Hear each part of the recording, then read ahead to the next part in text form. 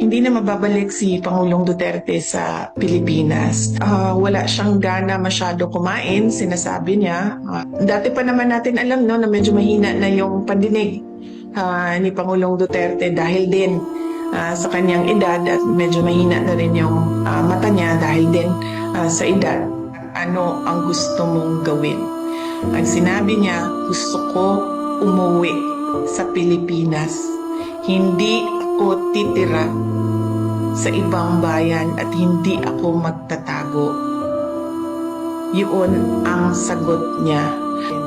Hindi na siya maibabalik. Hindi na mababalik si Pangulong Duterte sa Pilipinas.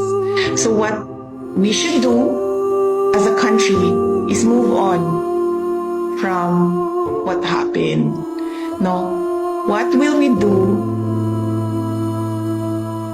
as our ways forward as a country and as a people from what happened? Magalit man tayo, walang papupuntahan yung galit natin.